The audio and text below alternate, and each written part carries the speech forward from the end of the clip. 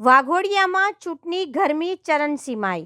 વાઘોડિયામાં ચૂંટણીનો માહોલ હવે માત્ર વચનો સુધી સીમિત રહ્યો નથી, પરંતુ તીખા અને વિવાદાસ્પદ નિવેદનો સુધી પહોંચી ગયો છે. ધારાસભ્ય ધર્મેન્દ્રસિંહ વાઘેલા બાપુ એક વિડીયો હાલ સોશિયલ મીડિયા પર જોરદાર વાયરલ થઈ રહ્યો છે. વિડીયોમાં તેઓ કહેતા સંભળાય છે કે કમળની પેનલ ચલાવજો, કમળ સિવાય કોઈ વાત કરે તો મને ફોન કરજો, સીધા કરી નાખીશું. આ નિવેદન સામે આવતા રાજકીય ગરમી વધી ગઈ છે અને વિરોધ પક્ષે પણ આ મુદ્દે તીખી પ્રતિક્રિયા આપવાની શક્યતા છે. હવે પ્રશ્ન એ છે કે શું આ પ્રકારના નિવેદનો ચૂંટણીના માહોલને વધુ તણાવપૂર્ણ બનાવશે?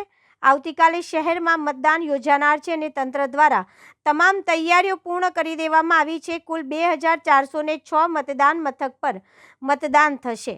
મતદાન પ્રક્રિયા સુચારુ રહેશે તે માટે ઈવીએમ ડિસ્પેચની કામગીરી શરૂ કરવામાં આવી છે. ખાસ કરીને વોર્ડ નંબર 13 અને 14, 15 માટે સવારે 8 વાગ્યાથી ઈવીએમ વિતરણ શરૂ થઈ ગયું છે.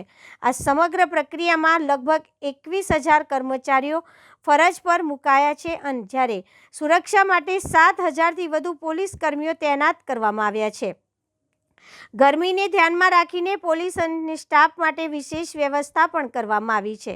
ડિસ્પેચ સેન્ટર પર ટેન્ટ, પંખા, કુલર અને પીવાના પાણીની સુવિધા ઉપલબ્ધ કરાવવામાં આવી છે. સાથે જ કોઈ તાકીદની પરિસ્થિતિ માટે મેડિકલ ટીમ પણ સ્થળ ઉપર હાજર રાખવામાં આવી છે. ચૂંટણી શાંતિપૂર્ણ અને પારદર્શક રીતે પૂર્ણ થાય તે માટે પોલીસ અને વહીવટી તંત્ર સંપૂર્ણ રીતે કટિબદ્ધ છે. હવે નજર આવતીકાલના મતદાન પર છે. પ્રયત્ન ના કરતા બધાય કમળની પેનલથી ચાલજો. કમળ, કમળ ને કમળ. કમળ સિવાય તમને કોઈ કહેવા પણ આવે ને તો મને ફોન કરજો, એટલે આપણે એને સીધો કરી નાખશું.